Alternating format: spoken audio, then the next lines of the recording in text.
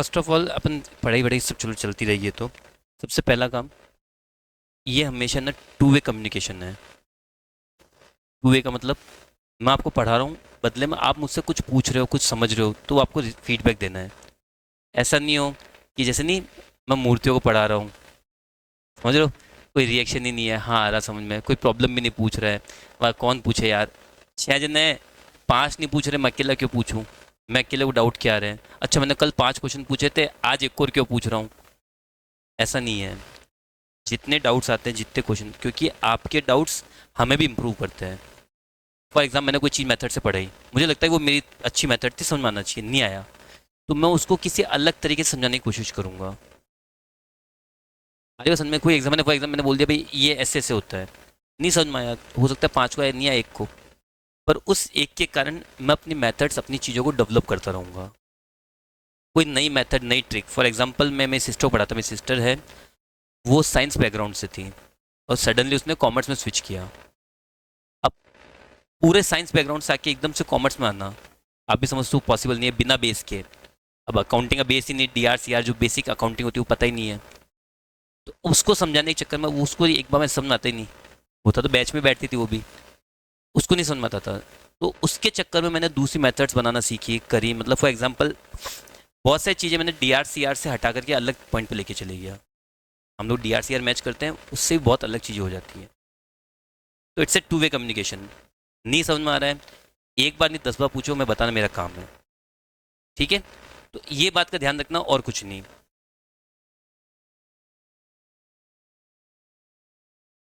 अब देखो,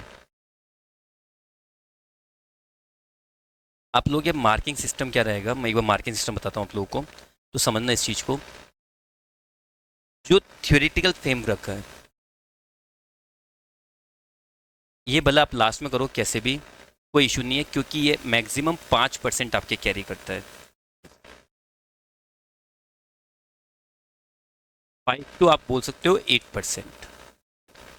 तो जो भी थियोरिटिकल फ्रेमवर्क है, लाइक स्कोप, उसमें भी मेन मेन क्वेश्चन किसके आते हैं, कैपिटल रेवेन्यू के, अकाउंटिंग स्टैंडर्ड्स के। तो ये जो पार्ट है आपके लिए, वो केवल 5% व 8%, तो फिर भी ऐसे ही बोल रहा हूँ, मैक्सिमम कितने परसेंट कैरी करता है ये, 5%। ठीक है, इसके बाद में ये जो अकाउंटिंग प्रोसेस वाला पार्ट है, इसमें भी कहाँ से कहाँ तक, यूनिट 1 से लेके यूनिट 1 से लेके चैप्टर 6 तक।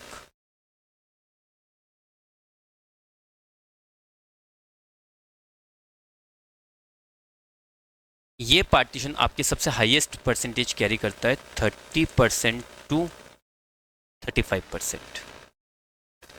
जिसके अंदर अकाउंटिंग प्रोसेस, जिस चैनल एंट्रीज, लेजर, जो अपन ने ये सब चीज़ें किस में पढ़ी थी, 11th के अंदर। नए चैप्टर से आपके लिए एक तो ये, और बिल्स ऑफ एक्सचेंज, क्योंकि आप जब 11 में थे ये चैप्टर हट गया था शायद, बिल्स ऑफ एक्सचेंज पूरा चैप्टर ही हट गया था। तो ये 2 चैप्टर आपके लिए नए हैं, बाकी सब कुछ आपने पढ़ा हुआ है, जनरल एंट्रीज पढ़ी हुई है, ledger postings, trial balance, subsidiary books, cash book, rectification of error, bank reconciliation और डेप्रिसिएशन, ये सब पढ़ा। एमोटाइजेशन एक वर्ड है, डेप्रिसिएशन को रेप्लिकेट करता है ये। टेंजिबल एसेट्स के लिए क्या काम आता है, डेप्रिसिएशन, और इंटेंजिबल और इनकम्स के लिए क्या काम आता है, एमोटाइजेशन, सो इनका इम्पैक्ट नहीं है। तो ये वाला पोर्शन आपके अप्रोक्सीमेटली 30 to 35% कैरी करेगा। ठीक है, और इसमें मेन मेन चैप्टर्स कौन सा रहता है, इन्वेंट्री हमेशा आता है, डेप्रिसिएशन हमेशा आता है, बिल्स ऑफ एक्सचेंज और रेक्टिवेशन। ये चैप्टर्स सबसे इंपॉर्टेंट चैप्टर्स रहते हैं आपके। और शायद 11th के, जब मैं 11th था, मैंने जब 11th पढ़ाया भी था, तो सबसे ज़्यादा दिक्कत सब लोगों को यहीं पर आती थी।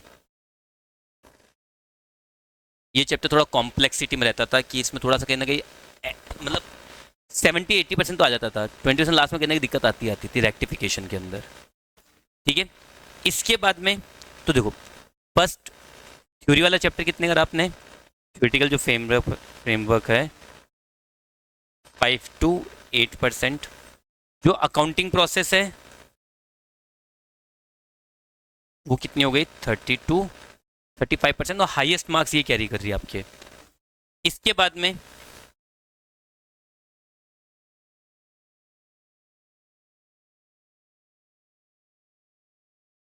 चैप्टर 7 से लेकर चैप्टर 9 ये कैरी करते हैं आपके 20% टू 25%, कभी कभी 30 तक भी चल जाते हैं, जिसमें क्या क्या है, फाइनल अकाउंट्स, ये 11th का टॉपिक आपके पूरा।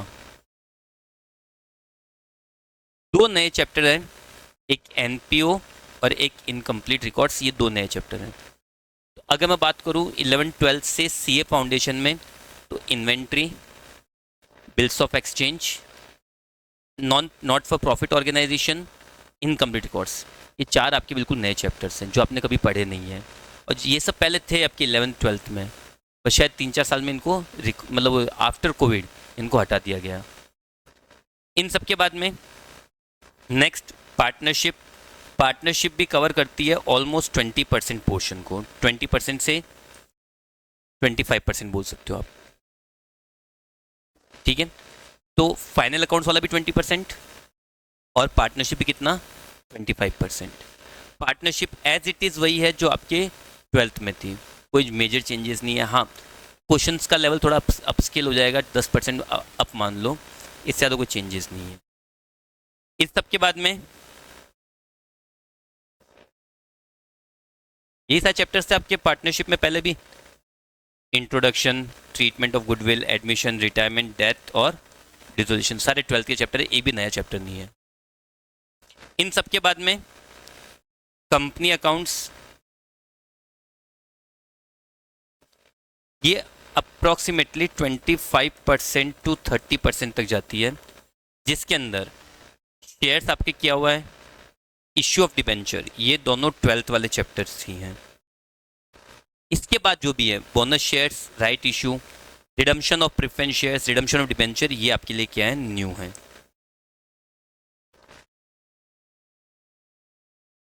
तो आपके ओवरऑल ये फ्रेमवर्क है, आपको ये परसेंटेज पता है। देखो, प्रोफेशनल जब भी स्टार्ट करते हो आप लोग, तो सबसे पहले टारगेट करो, चैप्टर्स के मार्किंग स्कीम को सेट कर लो, किस चैप्टर का कितना वेटेज है, और उसके हिसाब से उसको रीड आउट करने की कोशिश करो।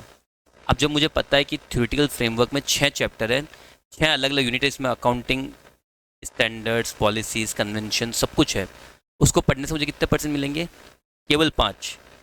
तो मैं उस पर फोकस करने के बजाय इन पे फोकस करूंगा जिनसे मुझे ज़्यादा से ज़्यादा परसेंटेज मिल सकते हैं। Always remember, as a professional आप लोगों को फर्स्ट टारगेट यही करना होगा कि किस चैप्टर में कितने कितने परसेंट मार्किंग सिस्टम है। उससे आपको आइडिया ये मिल जाएगा कि हमें कौन सा चैप्टर करना है और कौन सा चैप्टर हम लोग ड्रॉप कर सकते हैं।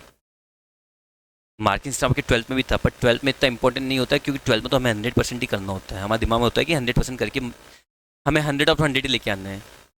प्रोफेशनल्स के अंदर जैसे सब्जेक्ट बढ़ते हैं, ये चीज़ें थोड़ी कम हो जाती है। हाँ, जब हम लोग इनिशियल पॉइंट पर होता है, अगर मैं थ्योरेटिकल बात करूँ और आप लोगों को सांत्वना देने के लिए बात करूँ, तब तो 100% करूँ, पर अगर प्रैक्टिकल नोट पर बात करूँ, 100% करना बहुत मुश्किल है। आपको सेलेक्टिव स्टडी एक बात तो देखनी पड़ती है कि आपको पढ़ाया सब जा रहा है, तो जरूरी तो ना जो आपको मैं बोल रहा हूँ सब आपको एक बार समझ में आ जाएगा। कितने परसेंट चांस है इसके कि मैं आपको जो कुछ भी पढ़ा रहा हूँ सब एक बार समझ में आएगा, इसके कितने परसेंट चांस है। सबका माइंडसेट अलग है, किसी को एक बार में आ रहा है 100%, किसी को नहीं आ रहा है। तो वहाँ पे थोड़ी सेलेक्टिव स्टडी, तो एक बार हर सब्जेक्ट के अंदर अपने मार्किंग स्कीम्स लिख लो कि हर एक चैप्टर कितने कितने मार्क्स का है। तो अगर मैं यहाँ पर आपको सारी मार्किंग स्कीम लिखने जाऊँ, तो सबसे पहले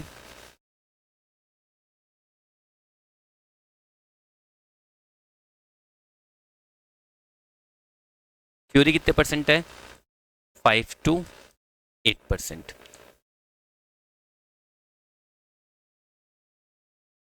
फिर अकाउंटिंग प्रोसेस है 30 to 35%। फिर final account, NPO, incomplete records 20-25%।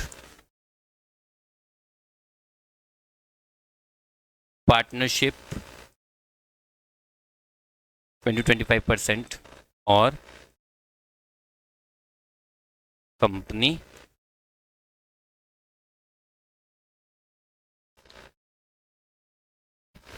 New chapters की बात करें तो आप लोगों के लिए यहाँ पे दो नए चैप्टर हैं, यहाँ पे इनकम्प्लीट रिकॉर्ड्स और एनपीओ, ये 2 नए चैप्टर है, और कंपनी में 3 नए चैप्टर हैं।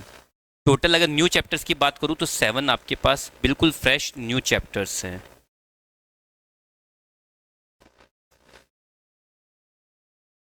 ठीक है, तो आपको ये प्रोसेस, ये चीज़ ध्यान रखनी है कि ये मार्किंग सिस्टम है। अब आपको इसके हिसाब से अपने चीज़ें पिक कर सकते हो जब रिवीजन करने बैठते हो आप लोग, कि पहले ज़्यादा वेटेज किसका है या किस में से कंफर्म क्वेश्चन आता ही आता है, वो सब कुछ सॉर्टेड है। ये बात नोट कर लो आप लोग।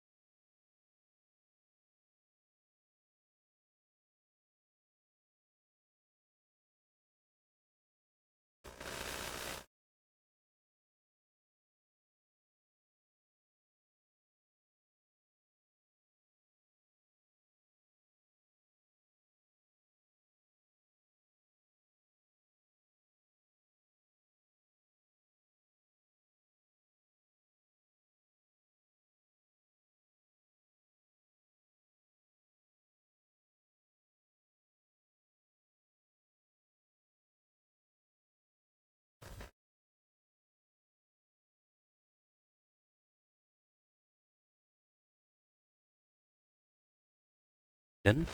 चलो, अब हम लोग स्टार्ट कर रहे हैं। सबसे पहले जो न्यू चैप्टर से पहले मैं वो पिक कर रहा हूँ, न्यू है और इम्पोर्टेंट है, इसलिए सबसे पहले हम लोग पिक कर रहे हैं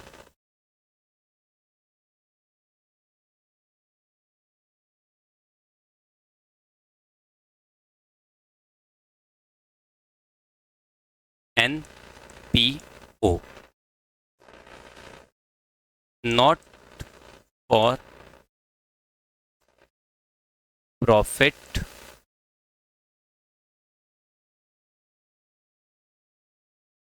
ऑर्गेनाइजेशंस।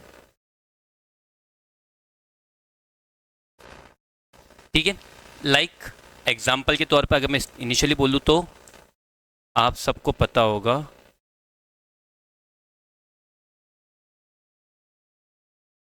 ये कौन चला रहा है?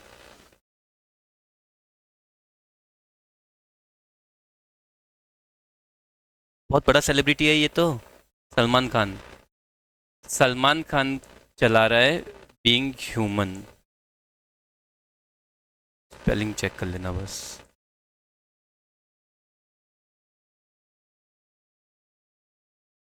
तो अब यहाँ पे बीइंग ह्यूमन सलमान खान, और जनरली है ना अपनी बुक्स में तो उसको क्या बोला है, NPO, not for profit organisation, but general language में इसको क्या बोलते हैं हम लोग?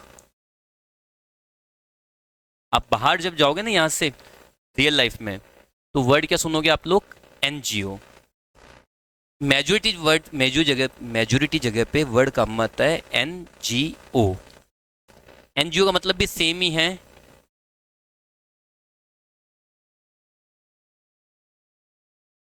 नॉन गेनिंग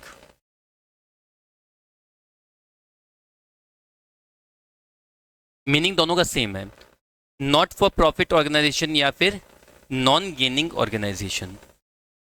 ठीक है, अब ये होते क्या है तो देखो,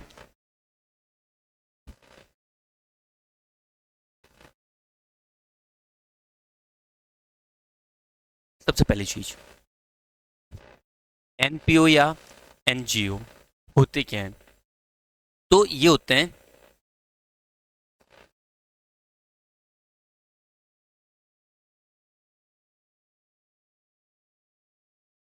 इट्स अ कंपनी। जितने भी चैरिटेबल ऑर्गेनाइजेशंस हैं वो सारे के सारे कंपनीज होते हैं, और ये सब इन, ऐसा नहीं है तो समझो, मैं अगर चैरिटी कर रहा हूँ तो मुझे उस चैरिटी के लिए पहले रजिस्ट्रेशन लेना पड़ेगा गवर्नमेंट से, ताकि जो पैसा आया और जो पैसा गया वो क्या हो, एक नंबर में वैलिड हो। किस किसने शिवाजी द बॉस मूवी देखी हुई है? देखिए ठीक है, अब शिवाजी द बॉस मूवी में क्या था, वो क्या करता, अपना सारा पैसा आउट ऑफ इंडिया भेजता है और एक नंबर में किसी चैरिटेबल ऑर्गेनाइजेशन के थ्रू वापस इंडिया में मंगाता है। चैरिटेबल ऑर्गेनाइजेशन के थ्रू मंगाने का सेंस क्या हुआ, वो चैरिटेबल ऑर्गेनाइजेशन रजिस्टर्ड रहा होगा इंडिया में, किस में, एज ए कंपनी। अब इस कंपनी, हमने पढ़ा है कंपनीज एक्ट 2013, हमने वहाँ देखा होगा कब, 12th में जब इशू एंड फॉर्फिचर पढ़ा होगा कि शेयर्स क्या होते हैं, कंपनी क्या होती है। तो वहाँ पे कंपनी में हमने एक वर्ड पढ़ा होगा, कंपनीज एक्ट 2013। अभी इंडिया में जो एग्जिस्टिंग लॉ है कंपनीज के लिए वो क्या है, कंपनीज एक्ट 2013। ये सारी कंपनीज को कंट्रोल करता है। एक वर्ड चलेगा अब आपके बार बार, कंट्रोल की जगह वर्ड चलेगा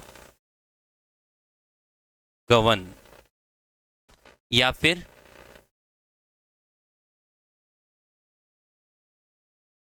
रेगुलेट। तो ये क्या करता है, कंपनीज एक्ट 113 कंपनीज की एक्टिविटीज को गवर्न करता है, कंट्रोल करता है, उन पर निगरानी रखता है। अगर मैं अपनी लैंग्वेज बोलूँ तो उनका ध्यान रखता है कि कोई फ्रॉड नहीं करते, क्योंकि पहले भी बहुत फ्रॉड हुए हैं। अब आप खुद देखो, मामा अर्थ, बोल्ट, ये कंपनीज अभी कौन सी किस कैटेगरी में आती है, प्राइवेट। हमने पढ़ा था टाइप ऑफ कंपनीज कौन कौन सी थी, मेन मेजर, पब्लिक, प्राइवेट और 1%।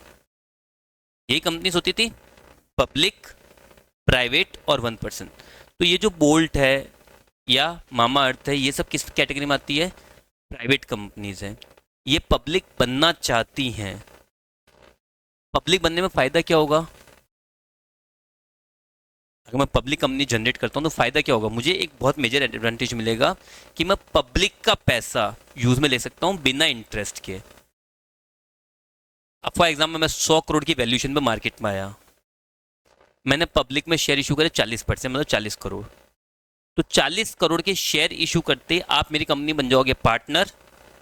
तो पार्टनर का मतलब क्या हुआ, मुझे आपको प्रॉफिट में हिस्सा देना है। अब लॉस में हुआ तो लॉस में भी आप हिस्सा लोगे। मुझे आपको कोई फिक्स्ड इंटरेस्ट या फिक्स चार्जेस कुछ पे करने नहीं है, मैं उससे बिल्कुल रिलैक्स्ड मोड में हूँ। कमाऊंगा 40 करोड़ से, अगर मैंने पैसा कमाया तो दे दूंगा, नहीं कमाया तो कोई दिक्कत नहीं है। लेकिन अगर वही 40 करोड़ का लोन अगर बैंक से लेता तो मैं पैसा कमाऊं या नहीं कमाऊं, मुझे तो हर साल उस पर क्या देना पड़ता, इंटरेस्ट देना पड़ता। तो अलग अलग कंपनीज होती है, तो ये भी एक तरह से क्या है, कंपनी है, पर इसके लिए एक स्पेसिफिक सेक्शन है,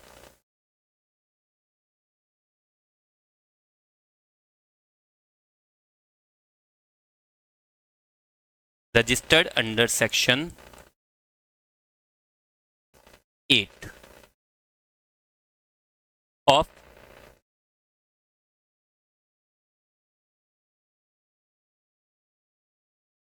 कंपनीज एक्ट 2013। तो ये कंपनी है जिसको, अगर अगर आपको अब एक नया अपना एनजीओ खोलना है, नया एनपीओ खोलना है। अब एनपीओ का मतलब क्या है, आप कुछ भी बोल, जैसे बीइंग ह्यूमन है, ये पब्लिक सर्विस के लिए है।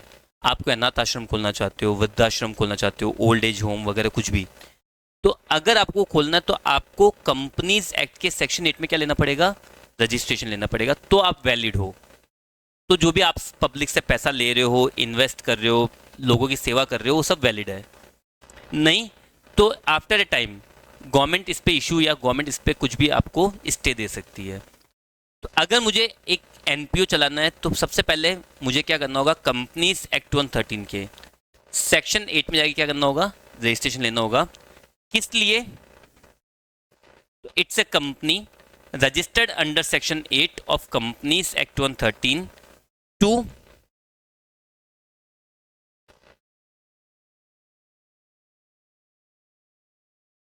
established to serve the society, people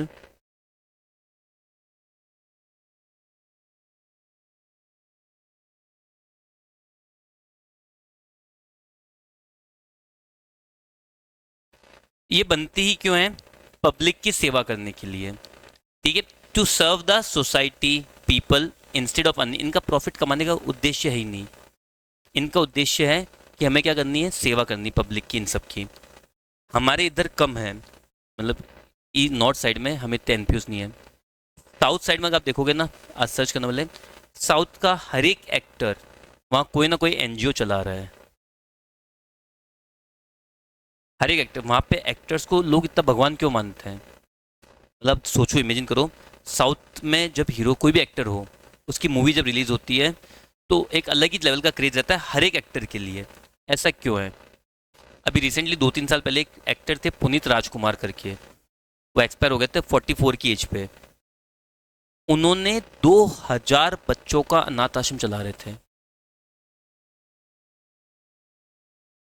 2000 बच्चों के लिए अनाथ आश्रम चला रहे थे। अब इमेजिन करो, वो इतना वो कर रहे थे। तो द फैक्ट इज, अगर कोई भी पर्सन अपनी इच्छा से पब्लिक को सर्व करना चाहता है, हम लोग नहीं देखते कितनी जगह लिखा होता है चैरिटेबल हॉस्पिटल, वर्ड सुनते हैं हम लोग, चैरिटेबल हॉस्पिटल, चैरिटेबल ऑर्गेनाइजेशन, किसी मंदिर के बाद लिखा होता है ट्रस्ट है, सेवा का काम करते हैं।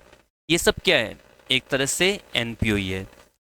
ये सब के सब रजिस्टर्ड होंगे सेक्शन 8 में, और अगर रजिस्टर्ड नहीं है तो इनको पैसा भी आसानी से नहीं मिलता है, ट्रस्ट नहीं बन पाता है। एक लाइव एग्जांपल दूं, जोमेटो से आप परचेस करो कुछ भी, नीचे एक जब आप पेमेंट करने का ऑप्शन आता है, नीचे लिखा हुआ आता है donate ₹1 to feed the peoples. 1 रुपये डोनेशन दो, हम लोग भूखे लोगों को खाना खिलाएंगे। आप इमेजिन करो, हम में से कौन उस पर टिक करता होगा? मैंने तो आज तक नहीं करा। रीज़न, मेरा रीज़न क्लियर है कि मेरे को ट्रस्ट ही नहीं है वो बंदा डोनेट करेगा। एक दिन के अंदर अंदर अगर वो उसके लिखा हुआ आता है, एक दिन में इंडिया से ऑलमोस्ट उसको 20 लाख से ज़्यादा ऑर्डर मिलते हैं। इंडिया में एक दिन में जोमेटो पे कितने ऑर्डर होते हैं? 20 लाख से भी ज़्यादा। नंबर लिखा हुआ आता है, आप जब ऑर्डर करते हो नंबर लिखा हुआ आता है, कभी कभी तो 50 लाख भी पहुंचा हुआ है। अब मेरा पॉइंट ये है कि अगर 20 लाख ऑर्डर हो, हर एक जना 1-1 रुपया देगा, तो रोज के कितने रुपए डोनेट हुए? 20 लाख का डोनेशन रोज मिल रहा है। एक महीने में 6 करोड़ रुपए का डोनेशन। अब 6 करोड़ का डोनेशन, वो आराम से जितने लोगों को खाना खिला सकता है, पर मुझे ट्रस्ट ही नहीं खिलाता होगा। उसने ऐसा कुछ रिपोर्ट, ऐसी कोई भी चीज़ या ऐसी कोई भी कॉपी नहीं दे रही जिससे मुझे पता चले कि उसके इतना डोनेशन आया और इतना गया। और क्यों नहीं प्रेजेंट करता है? क्योंकि वो रजिस्टर्ड नहीं है। अब जब रजिस्टर्ड नहीं, वो पैसा आ रहा तो आ रहा, नहीं आ रहा तो नहीं आ रहा, बात खत्म। और मुझे लगता है कि वो पैसा खर्च भी करते होंगे। पैसा आया, अपने पास रखा, बात खत्म। तो अगर मैं बोलता हूँ 20 लाख में से अगर 50,000 लोग भी डोनेट कर रहे हैं, तो 50,000 उनकी डेली की सेविंग हो गई। आज समझ में, महीने के कितने हो गए? 15 लाख रुपए, बात खत्म। तो एनपीओ क्या है? तो एनपीओ का मेन काम है, मैं आपको एग्जांपल इसलिए दे रहा हूँ ताकि याद रह जाए एनपीओ क्या है। बीइंग ह्यूमन सलमान खान का है, एक एनजीओ है, जो क्या होता है, सेक्शन 8 में, जो किसमें, कंपनीज एक्ट 113 के सेक्शन 8 में रजिस्ट्रेशन लेता है। और वो पीपल, सोसाइटी, इनकी सर्विस के लिए है, ना कि प्रॉफिट अर्न करने के लिए। तो ये जो ऑर्गेनाइजेशन होते हैं उनको हम लोग क्या बोलते हैं? एनपीओ। ठीक है, तो ये जो ऑर्गेनाइजेशन होंगे उनको क्या बोलेंगे? Called NPO. तो चलो, second,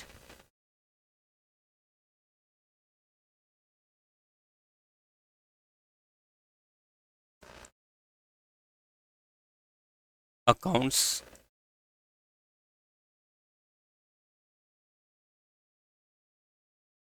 to be maintained by a NPO. अब कोई भी एनपीओ है, नॉट फॉर प्रॉफिट ऑर्गेनाइजेशन है, उसको कौन कौन से अकाउंट्स मेंटेन करना कंपलसरी, कि ये अकाउंट्स तो आपको मेंटेन करने ही करने हैं। जैसे एक मैन्युफैक्चरिंग फर्म है, उसको कौन कौन से अकाउंट्स मेंटेन करने हैं? कोई मैन्युफैक्चरिंग फर्म है तो उसको कौन कौन से? Trading, P&L, balance sheet. अगर कोई सर्विसिंग है, मैन्युफैक्चरिंग नहीं कर रहा है, केवल ट्रेडिंग कर रहा है, तो क्या बोलते हैं, केवल सर्विसिंग में है, तो P&L और बैलेंस शीट। जैसे होटल वाला है तो ट्रेडिंग का नहीं बनाएगा, वो क्या बनाएगा? P&L और बैलेंस। ये अकाउंट्स उसको मेंटेन करना कंपलसरी। जब भी आप इनकम टैक्स में रिटर्न फाइल करने जाओगे तो ये 2 अकाउंट्स बनाना जरूरी होता है। तो उसी तरह से एनपीओ को कौन कौन से अकाउंट्स बनाने हैं? तो अकाउंट्स तीन मेन बनाने हैं।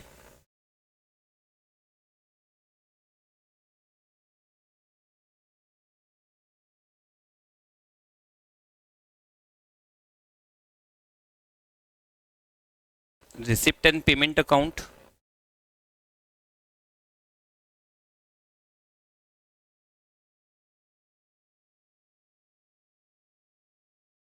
इनकम एंड एक्सपेंडिचर अकाउंट,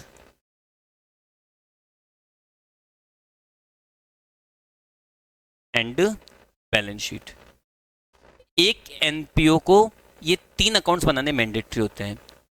कौन कौन से? Receipt and payment, income and expenditure और बैलेंस शीट। ये तो मैंडेटरी तो बनानी है, इसके अलावा आप जर्नल बनाओ, कैश बुक बनाओ, वो आपका कॉलम, मुझे मतलब नहीं है।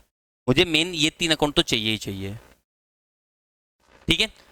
लेकिन अब क्वेश्चन मेरे दिमाग में सबसे पहला, जब मैंने भी पढ़ा था, मेरे दिमाग में सबसे पहला क्वेश्चन क्या है पता है?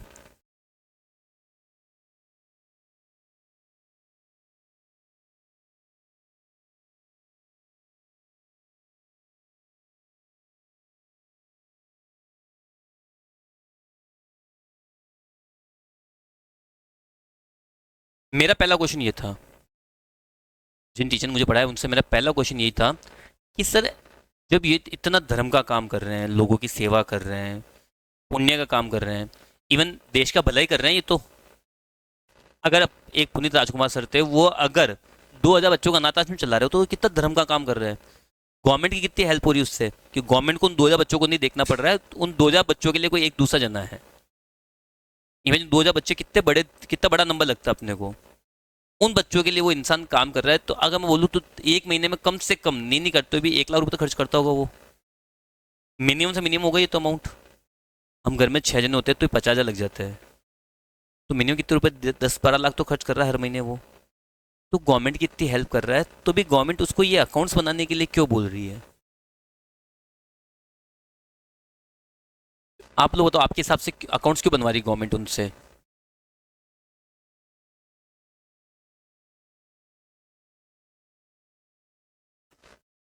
प्रॉफिट, दोनों सही है। पहला, कोई फ्रॉड वगैरह एक्टिविटीज़ नहीं हो रही हो। फ्रॉड एक्टिविटीज़ हो रही तो एनपीओ के नाम पे कोई फ्रॉड एक्टिविटीज़, कोई गलत चीज़ कर रहा हो तो कैसे पता चलेगा? तो अगर अकाउंट्स होंगे, तो अकाउंट्स में अगर कुछ भी हम मैनिपुलेशन हुआ, कुछ भी गड़बड़ अमाउंट दिखी, तो हम पता लगा लेंगे भाई यहाँ गड़बड़ हो रही है। तो पहला तो लॉजिक हो गया।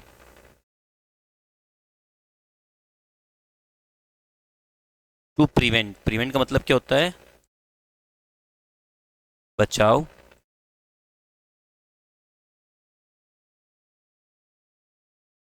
Fraud, etcetera. भाई कोई फ्रॉड वगैरह नहीं हो रहे हो, कोई चोरी चकारी नहीं हो रही हो, कुछ भी गलत चीज़ नहीं हो रही, उससे बचने के लिए सबसे पहली चीज़ तो। दूसरा, मेंबर्स, मेंबर्स मैं किसी एनपीओ को डोनेशन दे रहा हूँ। बहुत सारे होते हैं, जैसे मैं जहाँ पर रहता हूँ, मैं यहाँ से नहीं हूँ एक्चुअली, मैं ब्यावर से हूँ। तो हमारे वहाँ पे हॉस्पिटल, पार्शनाथ हॉस्पिटल, उसको हम लोग डोनेशन देते हैं साल के 21,000 रुपये। पर कहीं ना कहीं दिमाग में आता है हमने 21,000 दिए तो सही, पर क्या ये सही में उसको सही जगह काम में ले रहे हैं, गड़बड़ काम में ले रहे हैं? और पता कैसे चलेगा फिर? और ऐसे उनके पास कितना पैसा आ रहा है, कैसे पता चलेगा पैसा सही यूटिलाइज हो रहा है नहीं हो रहा है? तो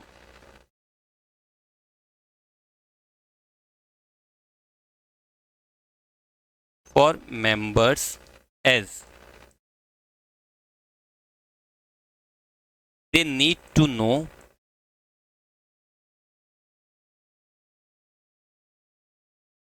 how their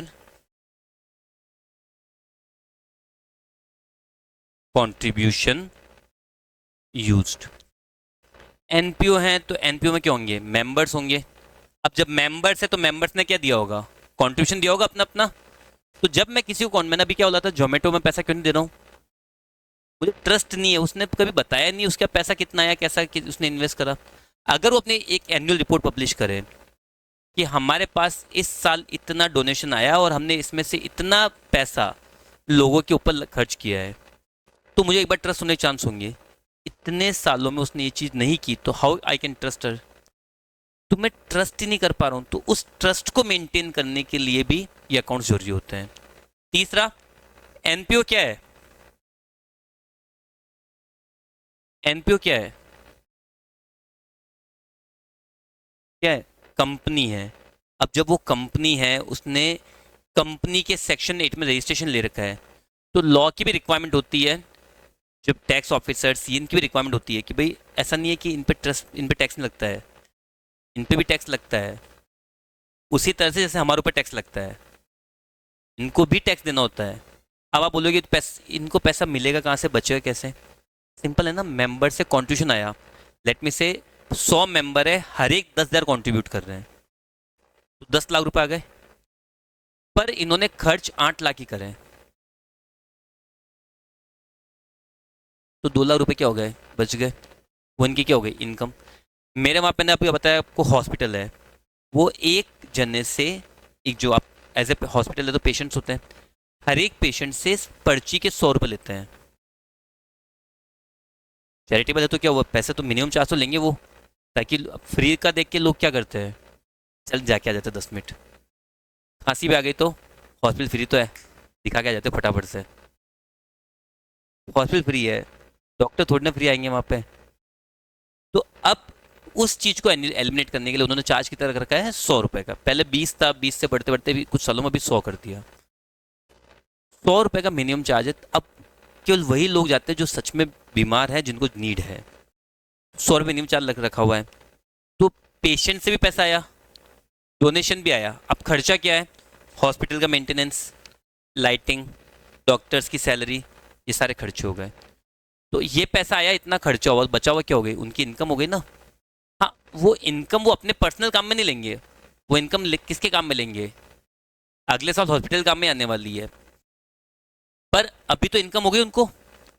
तो एज पर लॉ, भाई ये कंपनी है तो कंपनी के अंदर प्रॉफिट या लॉस भी हुए होंगे, तो उसको भी मेंटेन करना होता है।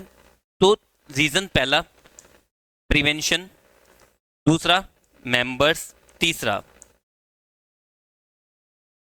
For law as it is a company, so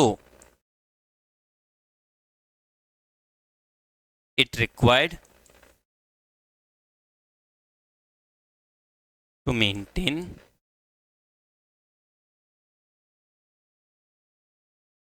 basic accounts. भाई चूंकि ये कंपनी है तो बेसिक अकाउंट्स बनाने ही बनाने पड़ेंगे इनको।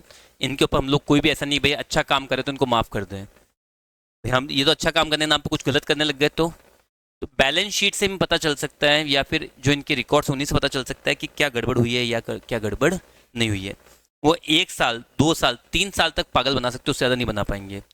बड़ी बड़ी कंपनीज हैं जिनके फ्रॉड बाहर आते ही बैंड बज गई, अडानी तक नहीं बचे थे। अगर आप नोटिस करते हो, कोई मार्केट देखते हो, तो लास्ट टाइम हिंडनबर्ग की एक रिपोर्ट आई थी अडानी के अगेंस्ट, और शेयर्स की हालत क्या हुई थी, 1,000 रुपये पहुंचा, शेयर वापस 200 पा गया।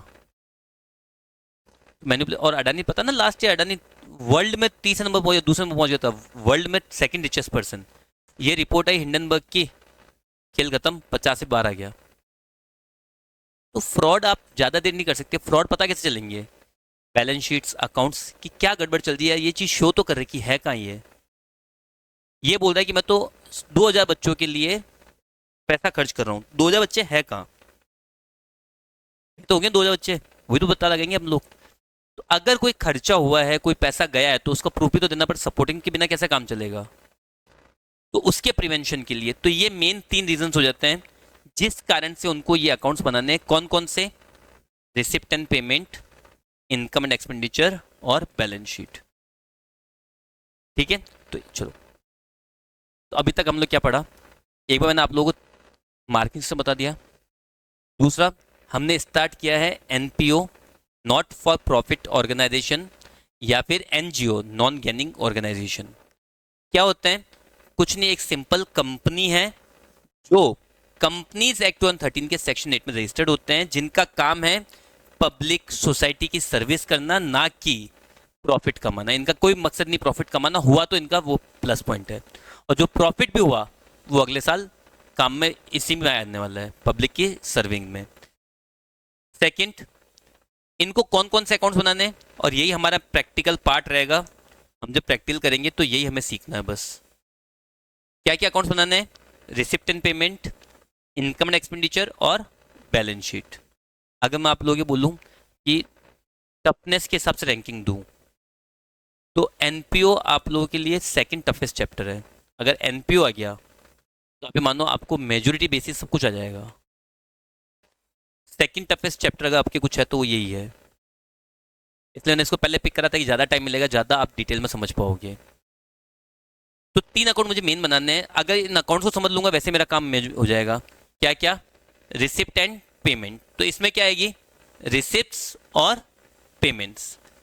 दूसरा इनकम एंड एक्सपेंडिचर, इसमें क्या आएगी? Incomes and expenses. तो ये तो मेरे शो करेगा किसको?